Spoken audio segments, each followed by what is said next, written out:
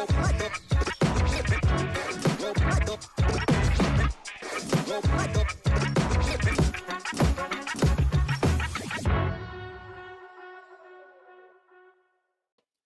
is going on, everybody? Happy Trade Deadline Tuesday. We've got a great show in store for you today.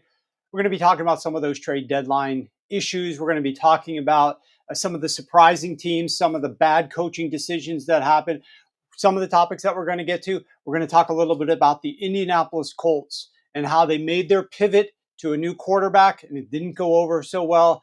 Why it went wrong for the Indianapolis Colts and Shane Steichen. We're going to be talking a little bit about the Green Bay Packers and some of their coaching decisions that they made in that game against the Detroit Lions, where they had the lead, they gave up the lead, they lost the game in pretty blowout fashion. I mean, they came back late to score a touchdown and sort of got it close, but for all intents and purposes, that game was over well before then. We're also going to hit on a very, very surprising team this year. Hopefully, the Washington Commanders fans are super excited about this team. I know being in the DC area, that is a fact, but hopefully they can really appreciate what's going on with this team because there is some record-breaking stuff going on with the Washington Commanders this year that I'm really excited to share with you momentarily.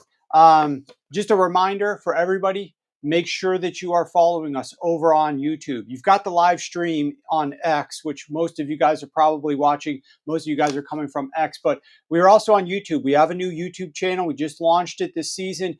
The Sharp Football Show is over there. Search Sharp Football Analysis. You'll be able to subscribe to the show over there, and you'll be able to interact in the chat. So Exile Cultivation says like and subscribe. Sauce P is here for some of the Commanders talk. We're excited to share that information with you, Sauce. We got some great stuff for the Commanders. Really incredible what they're doing so far this season and a big test this week. We're going to talk a lot about strength of schedule as well. We've got the Washington Commanders going up against the Pittsburgh Steelers, battle of a 6-2 and a 7-2 team. One of the best games of the entire weekend, AFC versus NFC. Somewhat close in proximity, but rarely play one another. I'm really looking forward to that game on Sunday afternoon at 1 p.m. locally in Washington, D.C. I do want to mention, usually we have a guest on today, as you guys are well accustomed.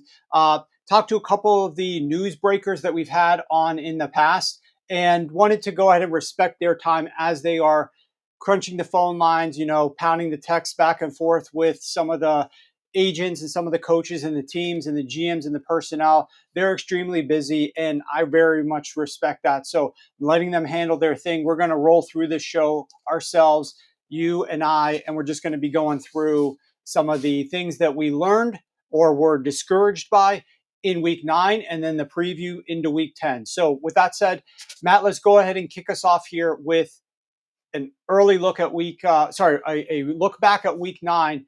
And I want to talk first about the Indianapolis Colts.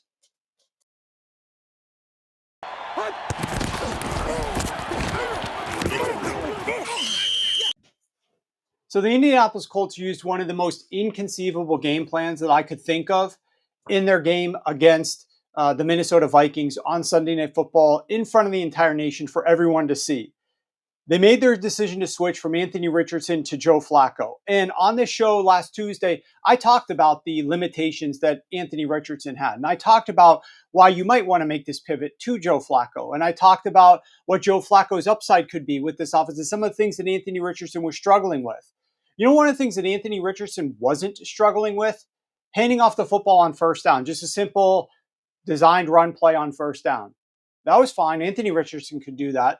What Anthony Richardson was struggling with is throwing the ball down the field and completing passes, only completing 44% of your passes. And so when I want to liken this situation to what happened when Dave Canales and the Carolina Panthers said, I've had enough of Bryce Young. I'm talking to the owner. I'm going to make a switch to Andy Dalton. Let's compare these two situations. When Dave Canales did that, he immediately showed why he wanted to do that. He came out and passed the ball in their very next game, week 3, against the Las Vegas Raiders, 59% of their first half early downs, which was a higher pass rate than they had been using with Bryce Young, illustrating that my new quarterback, Andy Dalton, can handle this type of passing. I was having to be conservative with my prior quarterback because he wasn't good enough throwing the ball down the field. In the first half in the 2 games with Bryce Young, Canales had Young throw 22 pass attempts in total. In the first half of both of those first two games, 22 in total. You know how many he had Andy Dalton throw in that one game in the first half, his first game in there? 22. 22 first half pass attempts for Andy Dalton in that one game that he started versus 22 in total over two games for Bryce Young in the Carolina Panthers in the first 2 weeks of the season. On those 22 pass attempts for Young, 0 touchdowns, 2 interceptions. On the 22 pass attempts for Andy Dalton, 3 touchdowns, no interceptions. So Dave Canales basically came out here and spiked the football. Dave Canales said, my old quarterback wasn't getting it done. I'm making the switch, and I'm going to show you why I made that switch. I'm going to show you what this offense is capable of with a new quarterback. And he went much more pass heavy, much better efficiency out of that passing game, and got it to work. Shane Steichen did not get that memo. On Sunday night, Shane Steichen ran the football on 70% of first downs in the first half of the game. He ran it on 70% of first downs in the first half. That is more running that Steichen did than Steichen did with Anthony Richardson at quarterback. He put Joe Flacco in the game and chose to run the football more with Joe Flacco. Made no sense. The one thing you could think that it could possibly have made sense is if those runs were efficient. So how did those runs do? Matt, why don't we pull up the tape and I'll talk over it.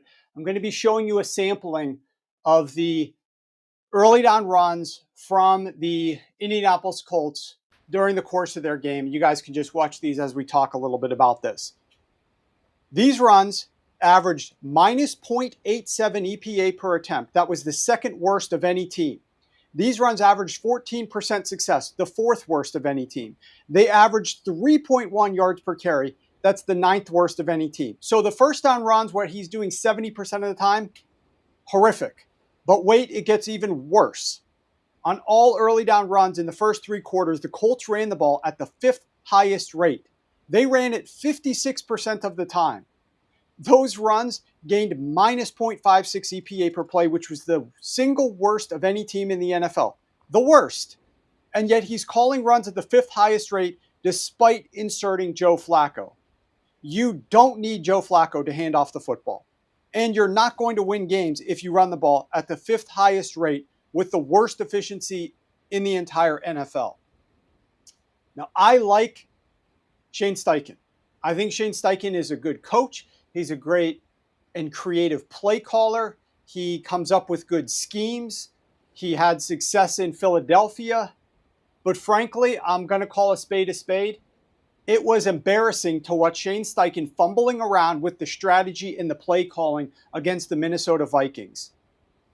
I was talking to a buddy of mine as we're running our numbers on Sunday night as we're going through all of the upcoming games to see which games we're going to get out ahead of the market on and having some of those conference calls. And it was embarrassing that the Colts basically were trying to use only 2 out of every 3 downs to convert a first down, second and third down. They were basically just running the football to run it on first down, and they were picking up very few yards, and then they were coming back and trying to convert 8 to 9 to 10 yards on second down every single time. Just absolutely, I agree with you, Exile. Absolutely baffling as to what they were doing here with their early down run game. It made no sense when you pivot to Joe Flacco.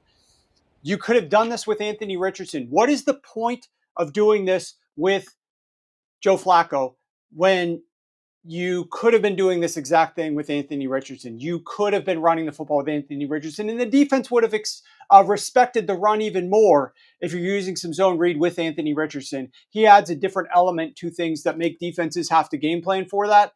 On the run game with the running backs, he increases the upside of the running back run game and the quarterback run game. So if you're going to run the football as much as they did, there was no reason that you needed to, in this game, make that pivot to Joe Flacco. Looked very pathetic, and it was unfortunate. Now he's answering questions about why he made that switch, and it just looks terrible on him for making it. So I did not like that whatsoever. That gets an F for me. All right, Matt, let's go to the next topic.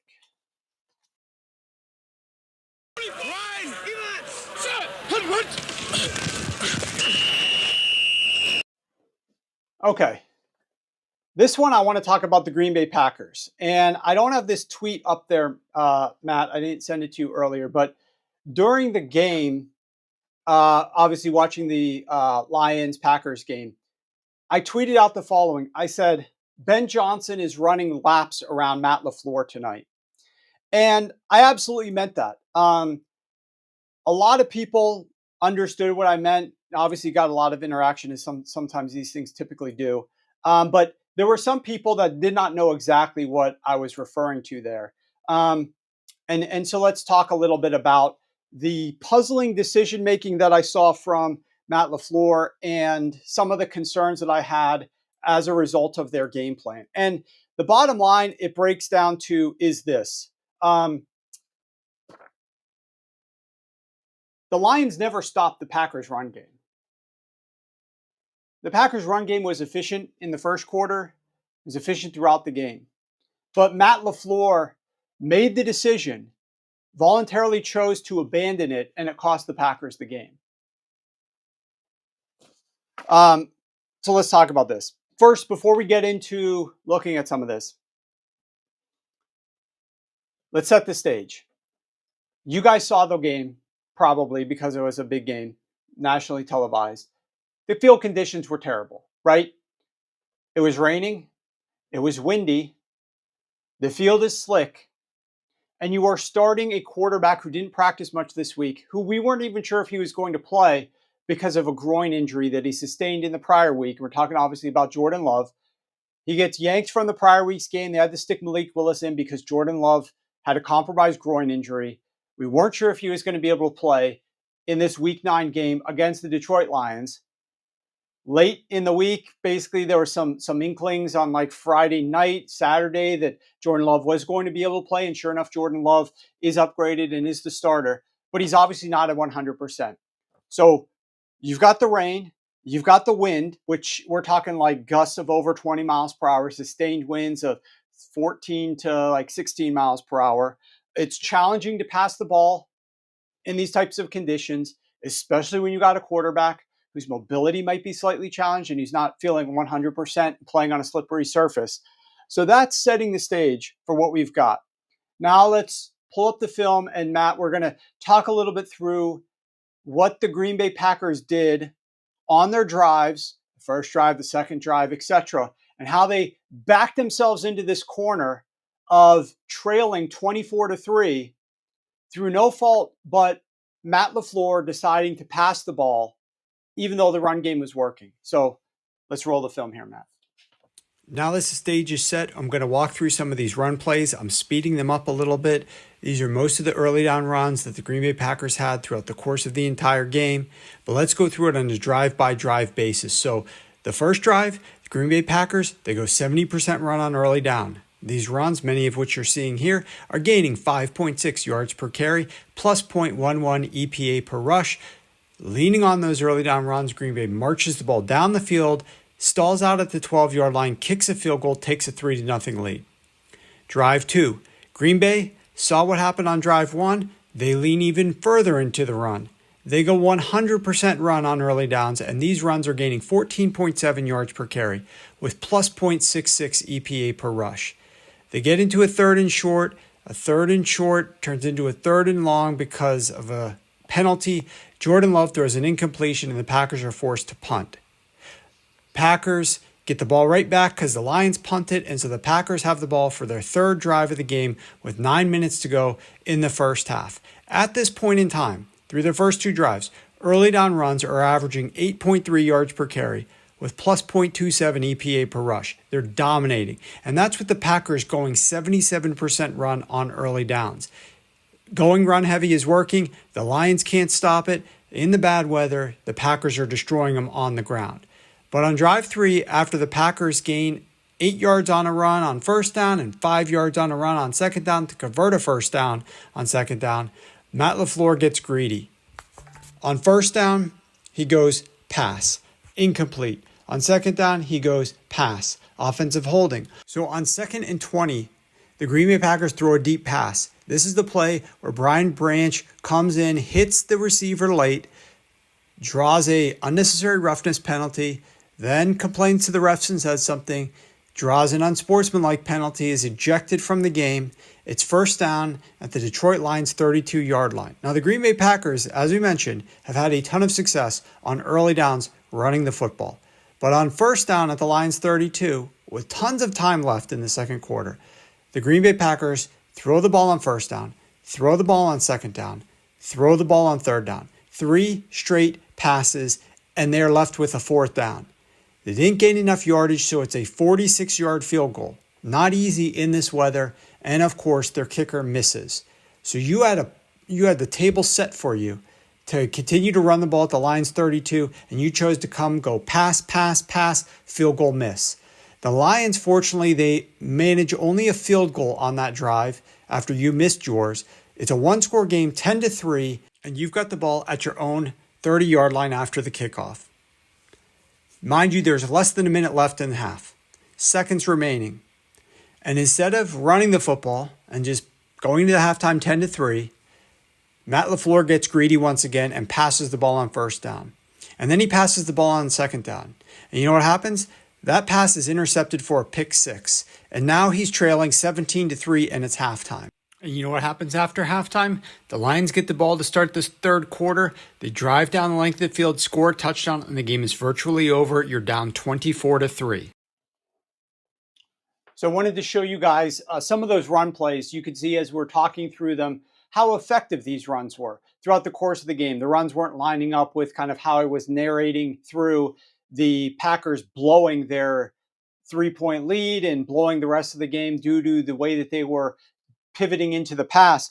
But over the course of that entire game, early down runs by the Green Bay Packers gained 6.4 yards per carry, plus 0.25 EPA per attempt, and 47% success. Out of 30 teams that played last weekend, those numbers rank number 2, and number 5, best of any team over the weekend. The score was close in that first half. The game plan was to run the football. Clearly, they came out, and that's exactly what they were doing with 77% early down runs on the first drive and 100% early down runs on the second drive. They weren't trying to pass the ball a lot. They were running the ball, and they were having success. The playing conditions were absolutely miserable. Your quarterback has an injured groin and does not practice.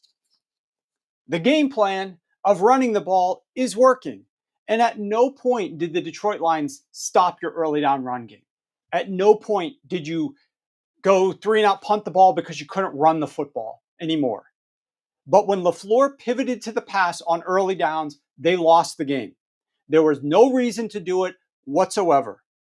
First down at the Lions' 32-yard line, they go pass on first down, pass on second down, pass on third down, miss the field goal, and sitting down 10-3, with seconds left in the first half, you go pass on first down, pass on second down.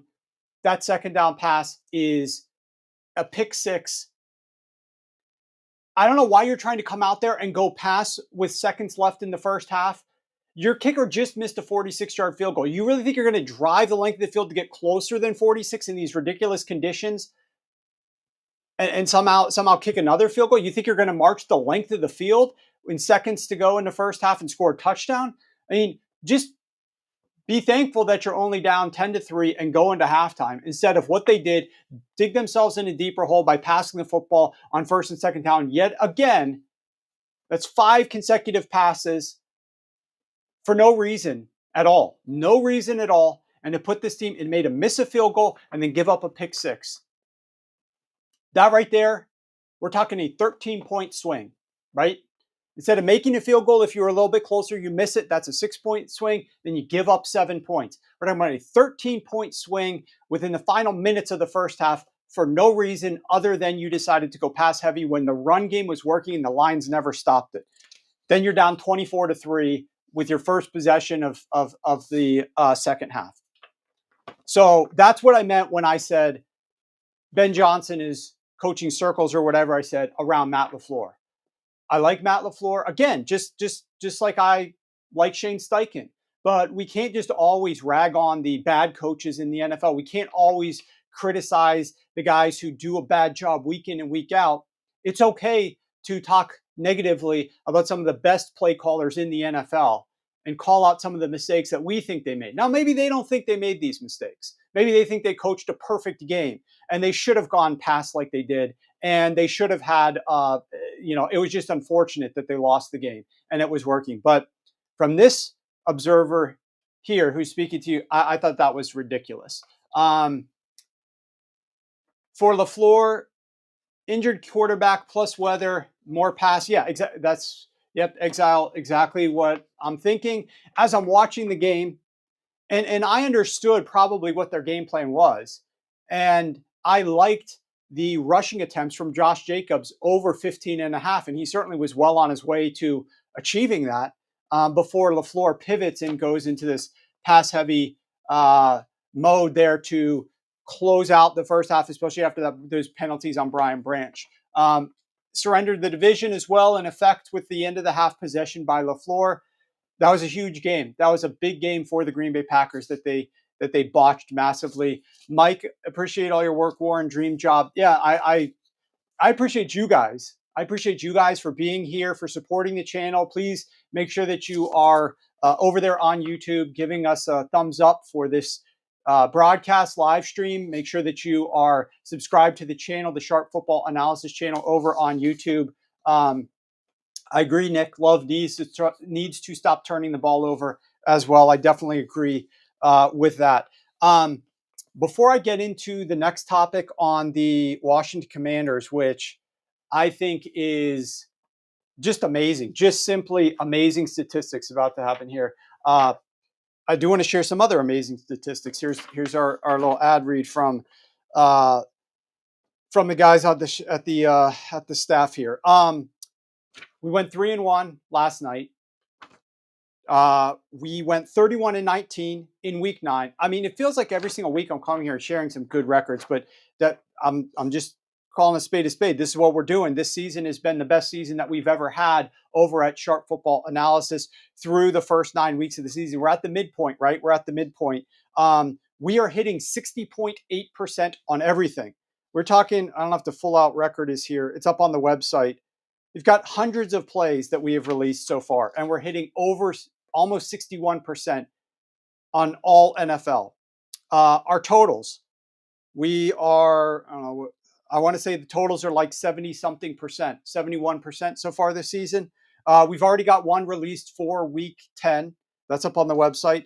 We went 11-4. If you guys are on the mailing list, you saw we talked about, I had a lot of elevated props this week. Those are any props that are above half a unit. We went 11-4 on those, 73% there.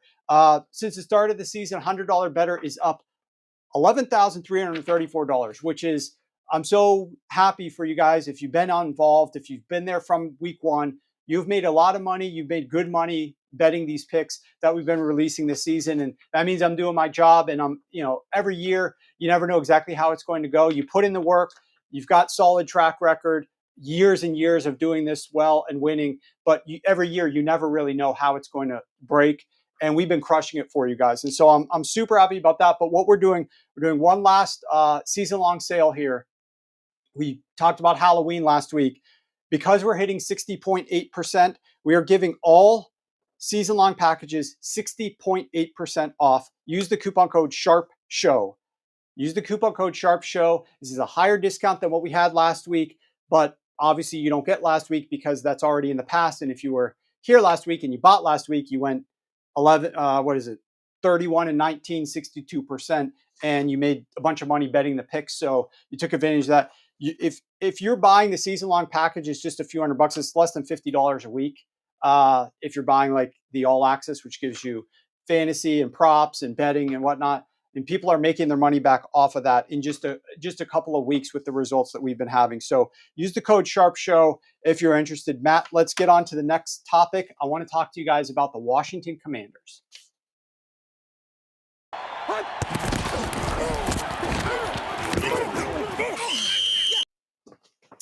Okay, so everybody knows that the Washington Commanders are doing extremely well this season. They're really exceeding expectations. This team is sitting here at 7-2, despite the fact that their quarterback got injured and missed every single play but one. Well, actually, he got hurt on the first play of the game against the Carolina Panthers 3 weeks ago. Played the next week, pretty injured, played the next week, this past week, a little bit less injured, but still probably not 100%. And now he's probably nearing where he's feeling 100% here in this big game against the Pittsburgh Steelers.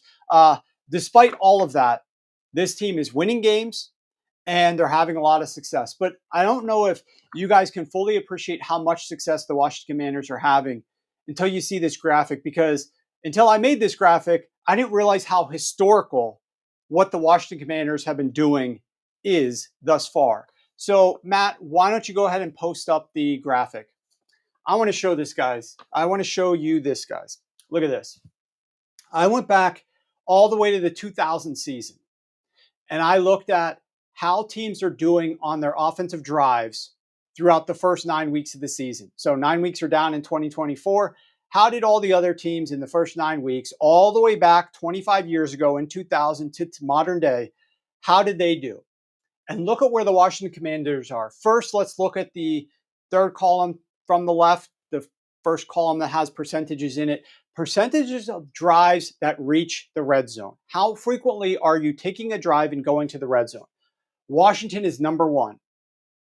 The next closest team was the 2018 LA Rams at 47% rounded. They went to the Super Bowl. You also have the 2018 Saints, who lost to the Rams. The Saints were the number one seed.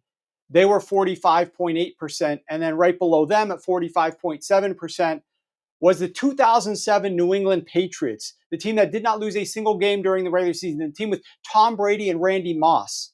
Yes, the Washington Commanders are having a higher percentage of drives getting into the red zone. Now, what you could say, oh, well, the Patriots were more explosive. They didn't have to get into the red zone. They were scoring before they got to the red zone. Okay, let's look at the next column. Yards per drive. This would account for, if you score a 40-yard touchdown, that's a 40-yard drive right there. The Washington Commanders are averaging 42.5 yards per drive this season. That is number one of any team since 2000. 60.7% of their drives are scoring points. That is number one of any team since 2000.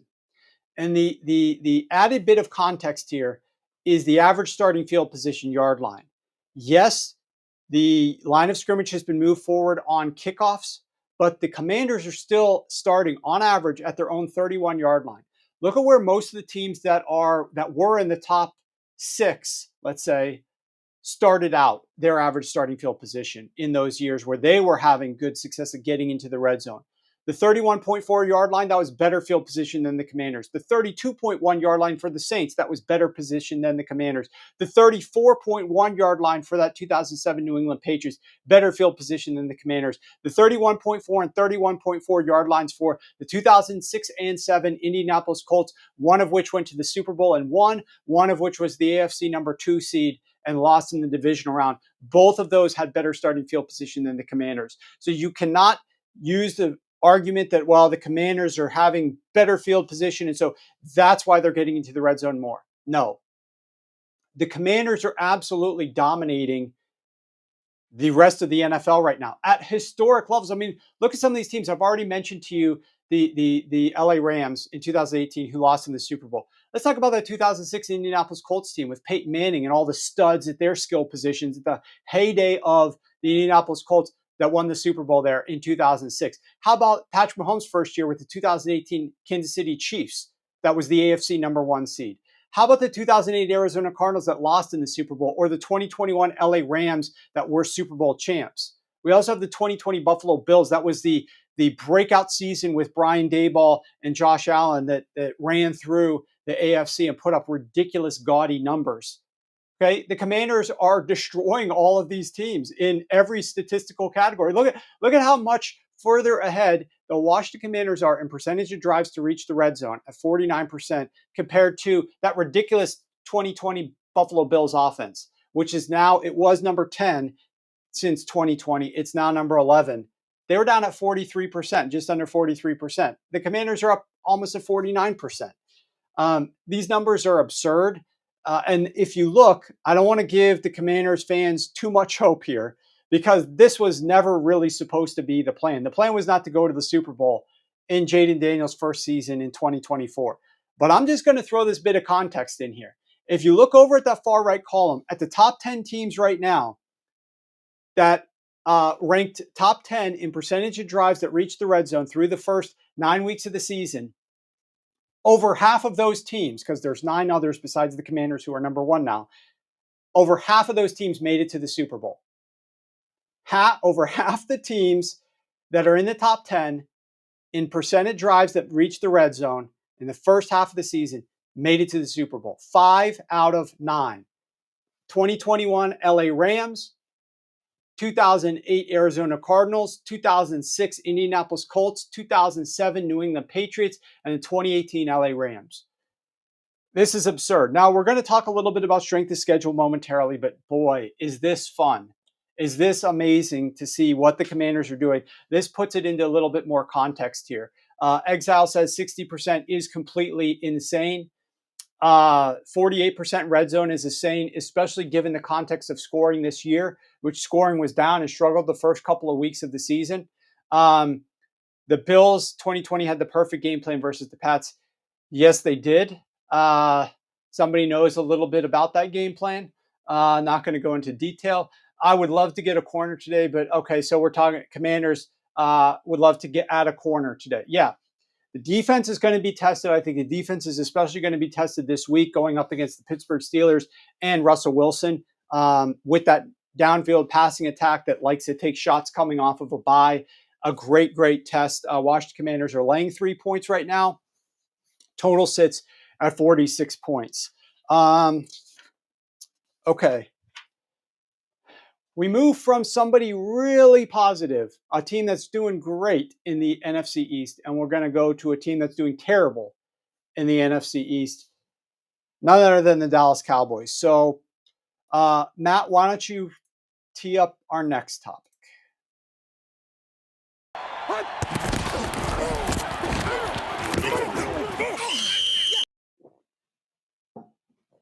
Okay. The Dallas Cowboys turnover luck is finally catching up with them. Now, I wanted to do this topic for a couple of weeks now.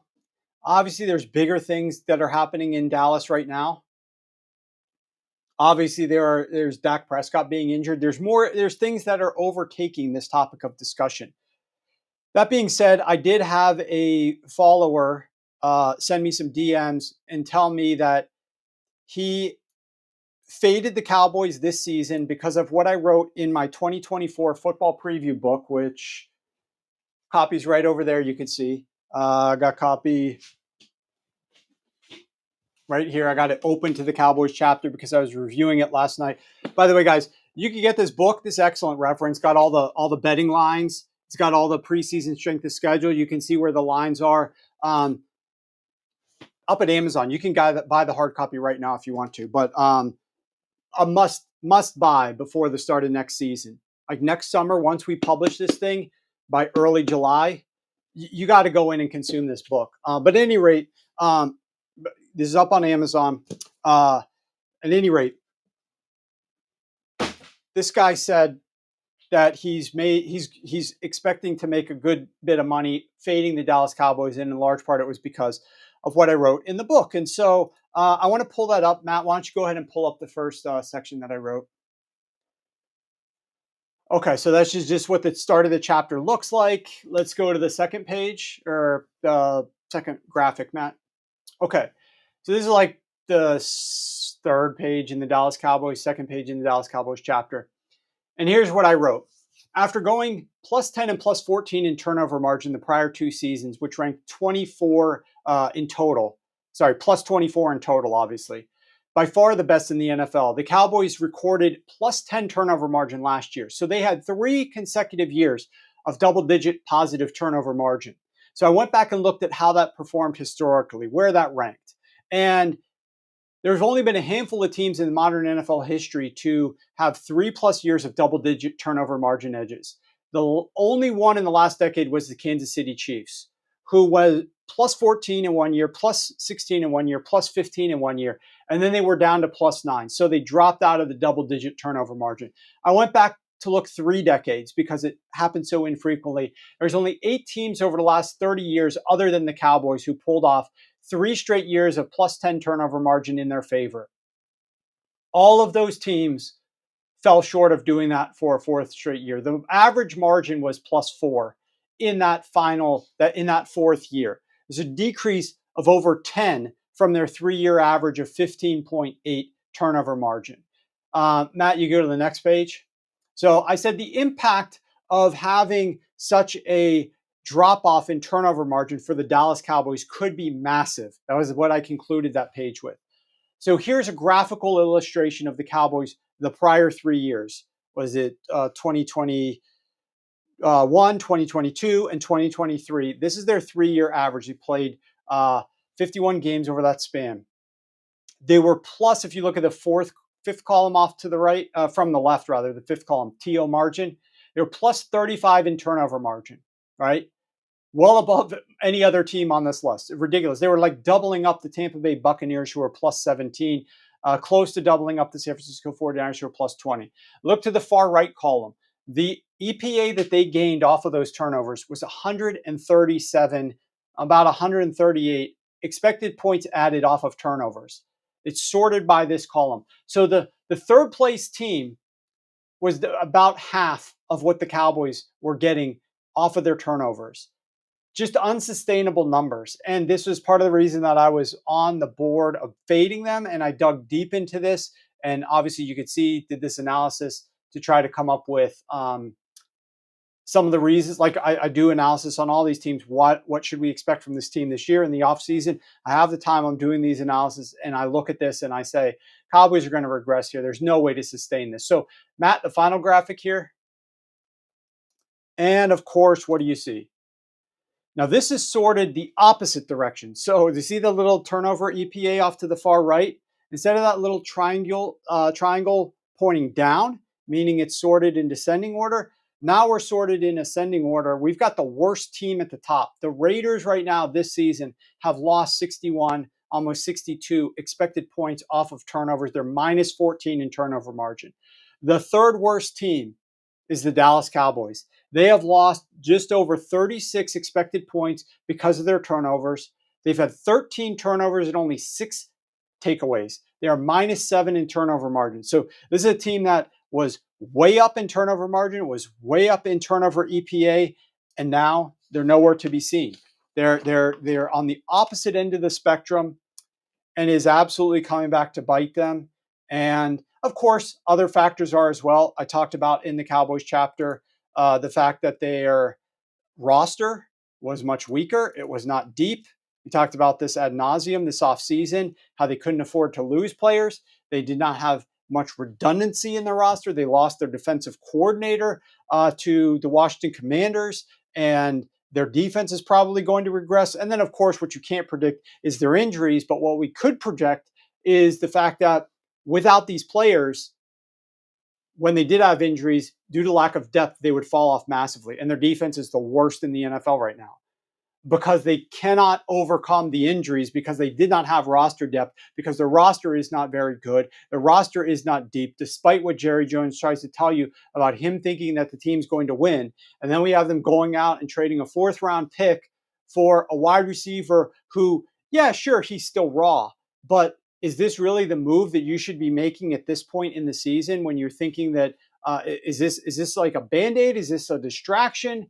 It certainly isn't the move that somebody would be making if they're trying to make the playoffs in 2024, right? Like this is not the type of move that you would be looking. You would not be thinking to make this move and thinking, well, yeah, that signals playoffs for us now.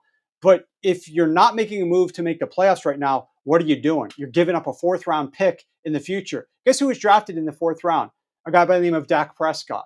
And they have a lot of players on their roster who start for them who are drafted in the 4th round as well. So I'm not quite sure what they're doing here in Dallas. Hit the like button. Yes, Jesus Alex says hit the like button. I appreciate that. Like and subscribe. Thank you, guys. That boy, Kloss, likes the Steelers. +3. Mike Tomlin is a dog as an underdog. This is going to be a very interesting game. This line will open at 2.5 in favor of the Washington Commanders. took some money today, is now at -3 in favor of the Washington Commanders. So some early money is coming in on the Commanders, pushing this to 3, but now you can get the +3. As a reminder, as Matt has indicated, we're going to talk a little bit about strength of schedule here. But if you want me to read out your comment or answer any questions that you have, feel free to go over to YouTube. Make sure, first and foremost, that you're following us there. Like and subscribe the stream that's live over there now, and you can type in your comments and I'll get back to you on those during the show. But I appreciate that. I appreciate all you guys following along. With that said, Matt, why don't we pivot over to some strength of schedule discussion?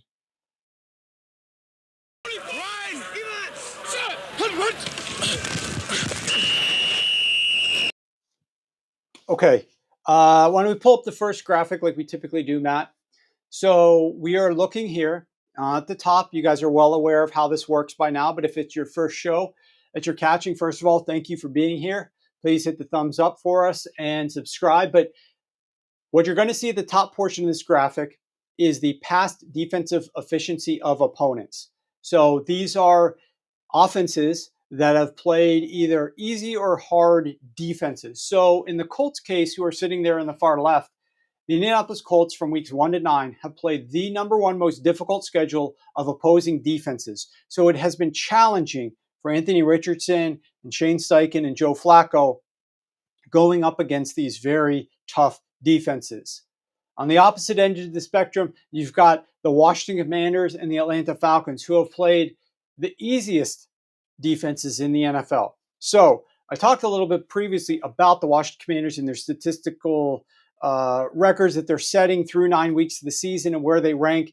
This is a little bit of, I don't even call it cold water. It's lukewarm. It's a realization. It's adding the important layer of context that the Commanders really haven't played a challenging schedule.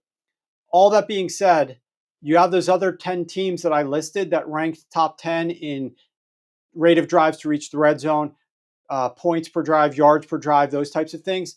We're not accounting in or adjusting them for strength of schedule either. I would guess that a lot of those teams face pretty easy schedules also. So it's not necessarily a dig at where the Commanders rank. It's, they only rank high because of the bad schedule.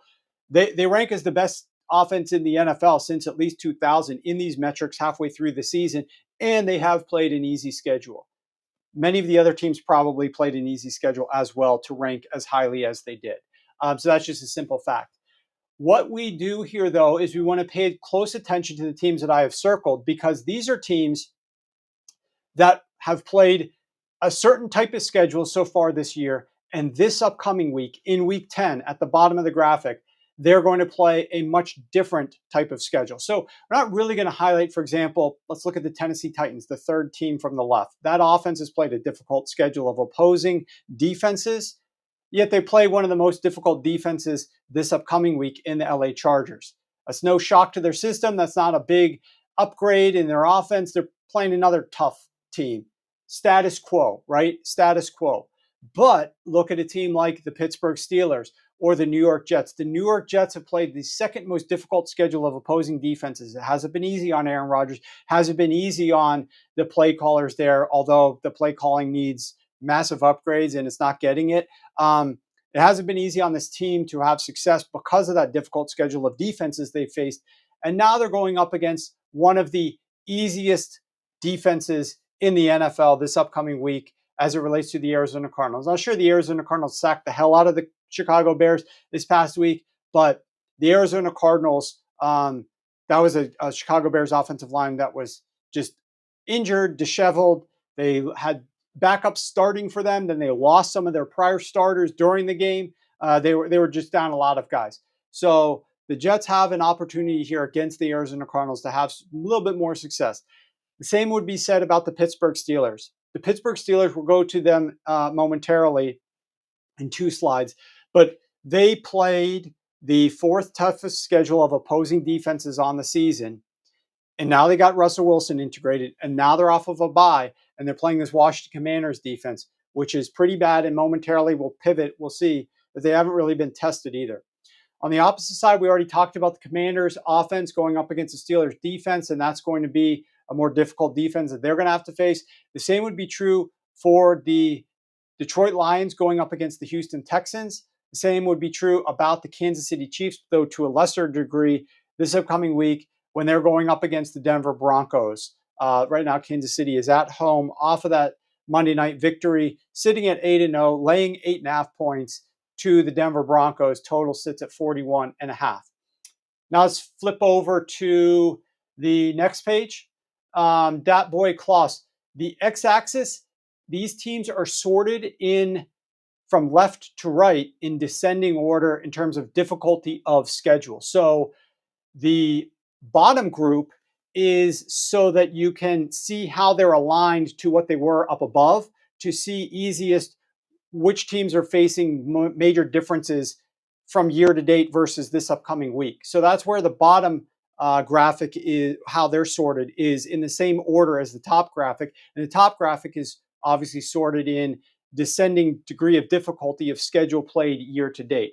So what we're going to call attention to here, obviously, this is the year to date offensive efficiency of opponents. So how easy it has to bet on your defense. Well, for a team like the Rams, it's been tough. The Rams have gone up against the second most difficult schedule of opposing offenses this season. So it's been hard on the Rams offense. Sorry, it's been hard on the Rams defense. It's been difficult for the Rams defense because they're playing a lot of good offenses. Now they're having a major drop in degree of difficulty this week against the Miami Dolphins. Now that said, the reason that they're sitting here is because the Miami Dolphins, a lot of their numbers are without Tua, and Tua is now back. So take that one with a degree of with a grain of salt. The other two, though, the Detroit Lions and Kansas City Chiefs, those defenses are going to be playing easier offenses than they've been averaging on the season year to date. On the other side of the spectrum, look over to the far right of the bottom graphic. We've got several teams here who have played very easy offenses this season. So it's made their defense look better. It's made the New York Jets defense look better than probably what it is. The Indianapolis Colts defense has looked better probably than what it is. The Pittsburgh Steelers defense is one of the bigger movers there. They have looked better probably than what they are. Same can be said about the Cincinnati Bengals. Although the Cincinnati Bengals, that defense does not look great, and it's been playing an easy schedule. Now they're going up against the number one offense in the NFL. So that one is one where it's not that their defense has looked good. It's just that they've been playing an easy schedule and have looked bad. Now they have to go up against the number one offense in the NFL. That is going to be a massive challenge. But take a look at a team like the Pittsburgh Steelers, who have played the fourth easiest schedule of opposing offenses weeks 1 to 9, and now must go up against one of the top three offenses in the NFL in terms of the Washington Commanders. That is going to be a big shock to the system of that Pittsburgh Steelers defense. Yep, agree, Nick Anderson, the Bengals defense, oh no.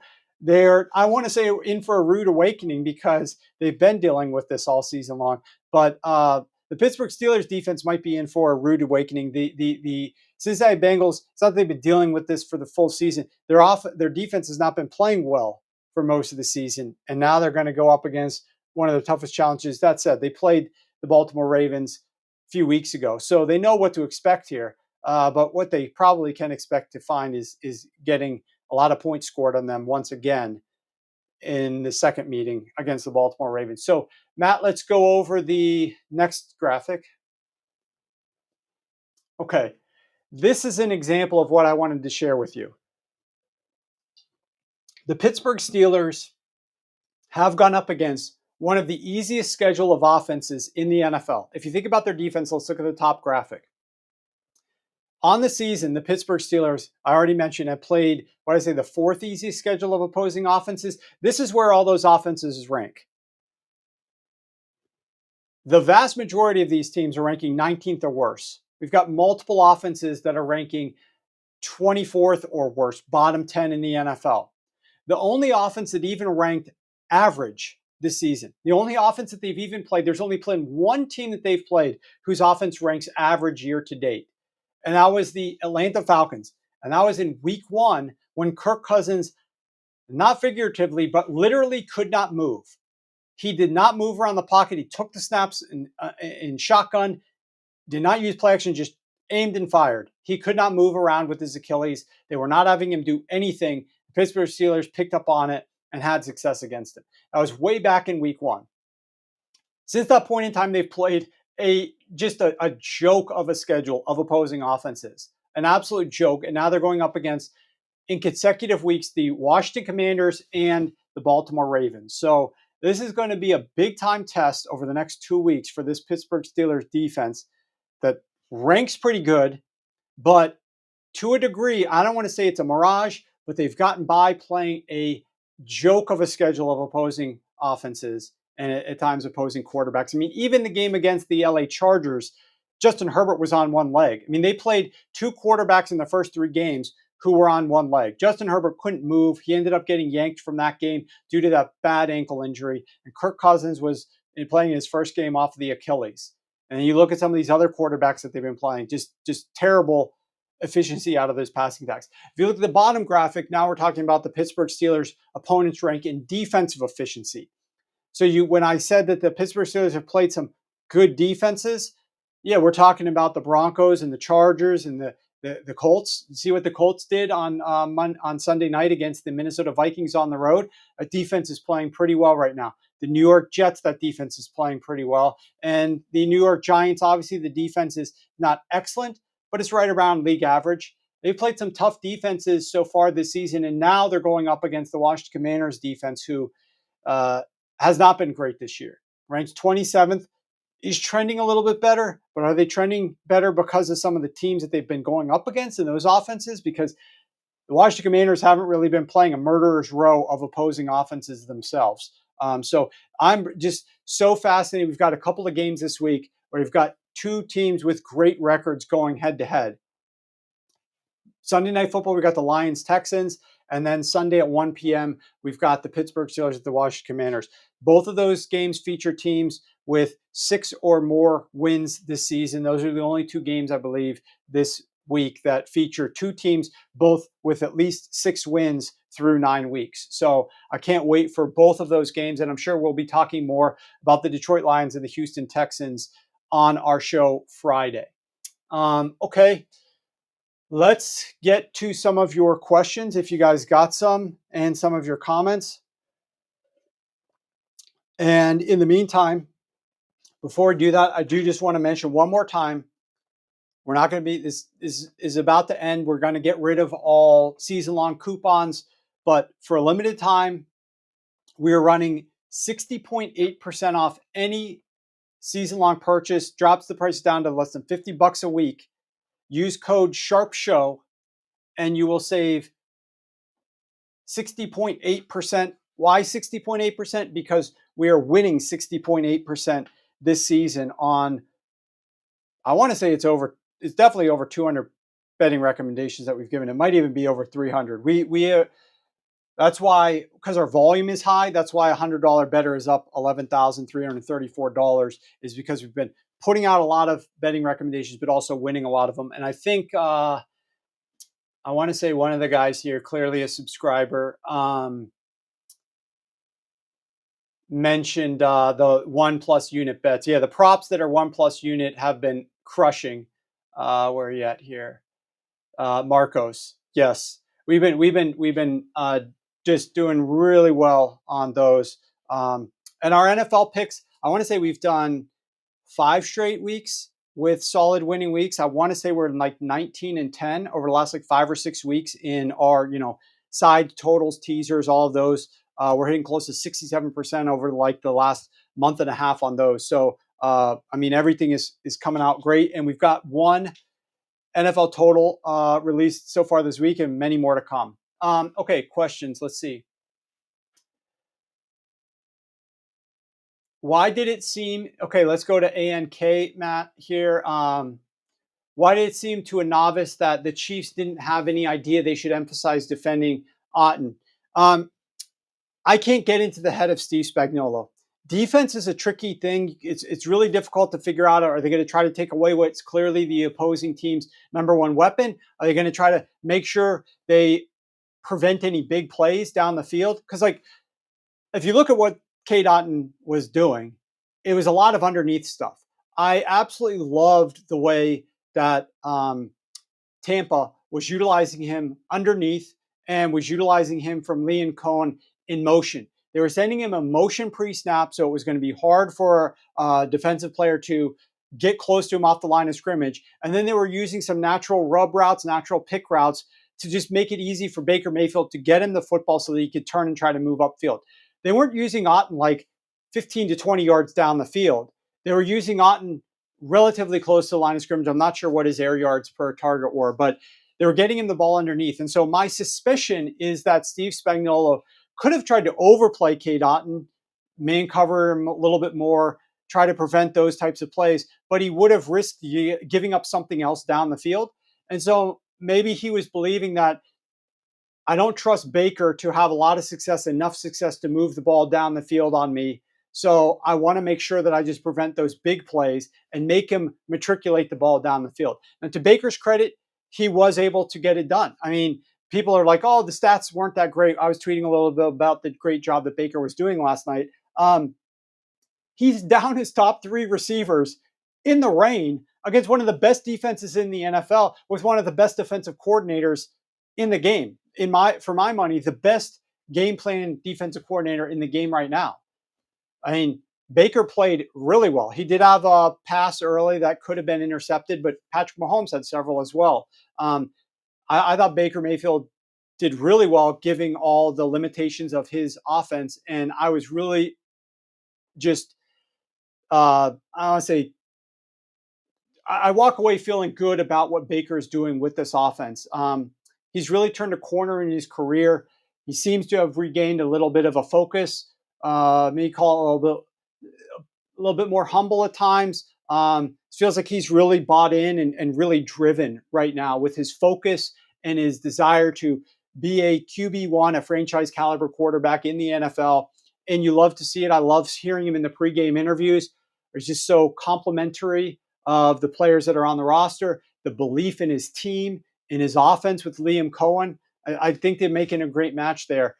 It would have been nice to see if they had Mike Evans and Chris Godwin and they were a healthy team to see what this team could have done. I love the way they're integrating their younger running backs in there. Michael said Baker Mayfield, longest completion under 35.5 yards hit last night. We think that's a good play again this week versus the 49ers without their playmakers. We'll see. That's a good idea, Michael. So that was a pick that I gave out yesterday. We also hit Rashard White's longest rush under. Those were two of the longest props that I gave out for last night's game. Both of those hit. I'm going to be addressing that on the Friday show. We'll maybe talk a little bit more, but it's potentially not a bad look. Oh, is that just happened, Chris? Lattimore to the Commanders? I gotta go. I'm not pulled up here with my Lattimore to the Commanders official. Okay, there we go. Trade. The New Orleans Saints are sending four-time Pro Bowl cornerback Marshon Lattimore to the Washington Commanders per sources. See what the compensation is here, but obviously somebody was looking for that early in the show. Somebody was rooting for the Commanders, begging that they would get a cornerback, and they went out and got one. So kudos to Adam Peters for making a move and putting this defense and helping out this defense a little bit more. Now, I don't know what Lattimore's status is, and I don't know how quickly he will get incorporated into this thing. It's always tricky. I tend to underplay the utility of anybody on a game on a weekly basis. Or a Tuesday of bringing in a guy and thinking that he's going to contribute. So pretty much across the board, I underplay the usage of a guy who is just getting inserted in there like this. For example, I thought DeAndre Hopkins could have been utilized by the Kansas City Chiefs more after they got him, but clearly didn't trust him with a full playbook. And then we see how much quickly they can integrate him after an additional week there of being in the building. But Tyler, great question. That's exactly what I was thinking. How long will it take to get the players that are traded today fully acclimated and play regular snaps? I think for all of these players that are getting traded, pump the brakes on like them making an impact here in week 10. Absolutely pump the brakes. Now, it could be very quick after that. It could be quick week 11 and onwards, but week 10, just happy that they're there and can help the teams with the stretch run.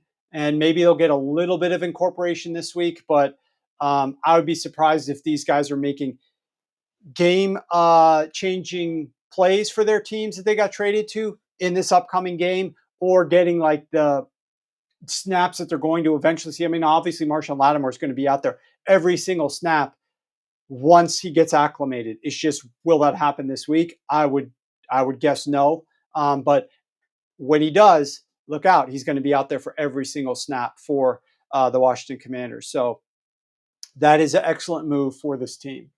All right, let's see. I know Mike Evans is happy. Great comment there from Edward. No longer has to go up against the Tampa Bay Buccaneers and Mike Evans no longer have to go up against in division twice a year. Marshon Lattimore, for those that don't know, this was a historic battle, and Marshon Lattimore always took pride in shutting down Mike Evans, the Tampa Bay Buccaneers' #1 wide receiver, and limited him in every single game that they played pretty much. It was always fun fading him from a props perspective in the games that he was going up against the Saints. So from that respect, I'm a little bit saddened because those were some nice bets. You could bet the under on receptions, the under on yards, the under on longest reception, and you're probably going 2 of 3, if not 3 for 3, every single time that those two guys faced off against one another. So those were always fun bets to make. Now we can't make them anymore.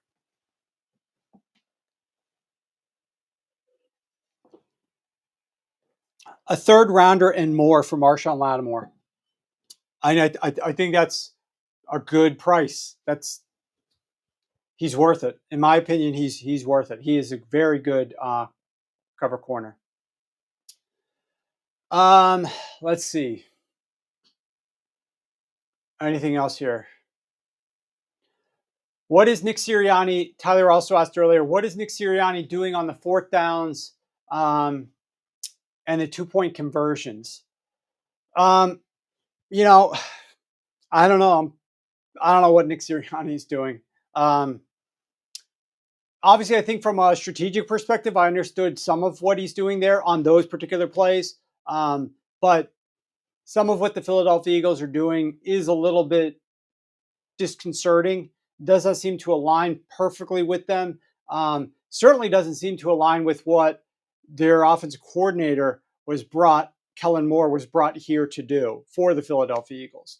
It doesn't seem like what Kellen Moore does is coming over to Philly and he's doing those things. No, he's not doing those things. They're doing what Jalen Hurts wants to do. They're doing what Jalen Hurts likes to do. So I understand you tailor your game plan for your quarterback, but I do think there are more levers to pull, dials to turn for the Philadelphia Eagles offense that could maximize their efficiency a little bit more than what they're doing right now. And they're just choosing to turn their back on it. They're like the Chicago Bears DB, just turning their back on what's happening out there, and they could be doing a little bit more, but they're not. So it'll be interesting to see how things go with them and the Philadelphia Eagles the rest of the season. Naturally, they're going up against the Commanders. I want to say that's Thursday night. Next Thursday is the Commanders versus the Philadelphia Eagles. That's going to be a great game. Cannot wait to see that one.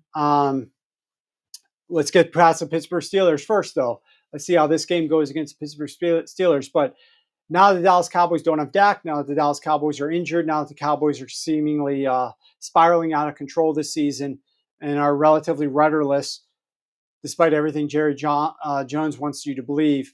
It'll be interesting to see. It seems like a clear-cut two-way race for the NFC East. Massively important game on Thursday of next week, week 11. Washington Commanders and Philadelphia Eagles. I agree, Nick. Todd Bowles should have gone for 2. Does anybody in the chat disagree? Does anybody disagree that Todd Bowles should have gone for 2? They score that touchdown at the end of the game. You know it's a 50-50 chance when they flip that coin that you're going to win that toss. So, and odds of Patrick Mahomes coming back. Now, I've heard arguments like, well, Patrick Mahomes still could have come down and they still could have kicked the field goal. And so just because you go for 2 doesn't mean you're definitely winning that game there. That's true. I still would have gone for 2. You don't have your receivers. Mahomes has been moving the ball on you all game long in the pouring down rain. Odds that continues on that final drive when they're playing at their best, trying to score a touchdown. If the Chiefs win the toss, pretty high. I thought you would stand a better chance just rolling the dice, going for two with a really good 2-point play for the Tampa Bay Buccaneers, and then hoping that your defense can stop Kansas City with 27 seconds left. I would have preferred to see that. It would have been fun. Win the game on offense. And Dagenco, sorry, pronunciation there, 100% should have gone for two. People who had money on KC winning by more than one disagree. I agree, Nico. You're probably right. Not everybody in the chat is going to agree because some people needed KC to win that game, I'm sure, whether it was with teasers probably. Sophia, why give Mahomes a chance in overtime? Agree. Bowles did, okay, Jamboree says Bowles did the right thing not going for two. He saved my teaser. All right, so you got me on that one. I didn't realize that second part was coming there. And Exile, exactly right. The way that I always look at these things, I always try to put myself in the opposing coach. Anytime you're thinking about decisions that are being made by coaches, especially late in games or like just game plan, like game theory, things like that, you are the Tampa Bay Buccaneers. What should the Tampa Bay Buccaneers do? Pause, walk to the other side of the field and stand on the Kansas City Chiefs sideline and pretend you're Andy Reid. If you're Andy Reid, what do you want Todd Bowles to do? What do you want them to do? You want them to go for two and maybe you're down by 1 point and you have to come by in 27 seconds, move close enough into field goal range and try to make a long kick in the rain? Or do you want them to tie the game and now you've got a shot, either stop them in overtime, at least prevent them from getting a touchdown or marching down the field? There's no doubt about it. Andy Reid wants you to kick that extra point and tie the game. Andy Reid 100% wants you to do that, which means that's not the right decision. If Andy Reid wants you to do that, it's not the right decision. That's as simple as you can make a lot of these things is walk over to the other sideline, put yourself in that other coach's shoes. What would he want you to do? It's just like the Joe Flacco thing that we were talking about. It's a great point, Exile. Let's go back to the topics that we covered at the beginning of the show. What do you think the Minnesota Vikings would want Shane Steichen to do? Hand the ball off on first down all the time, even though they've got Joe Flacco, who's better at throwing the football than Anthony Richardson was?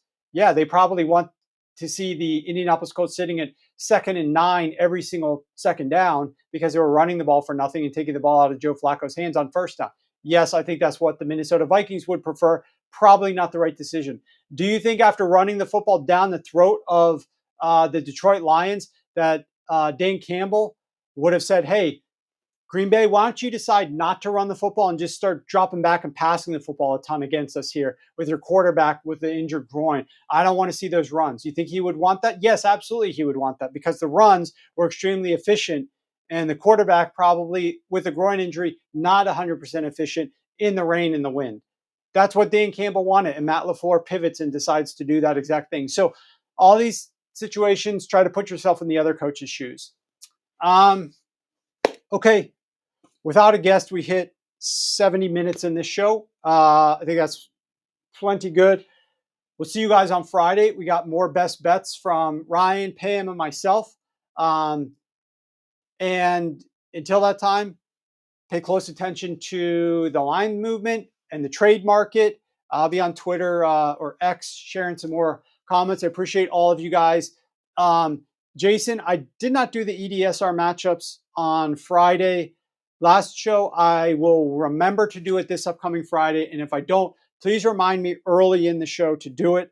That was on me for not getting to it last Friday. Please remind me earlier on in the show. I'm not going to run through them now. I'm going to let you guys get back to your day, and I'm going to be doing the same. But make sure you're over subscribing on YouTube, Sharp Football Analysis.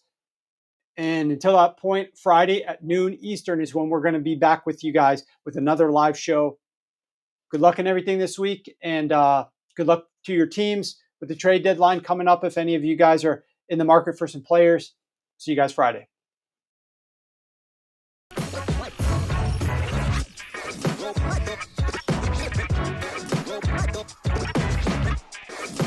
Go,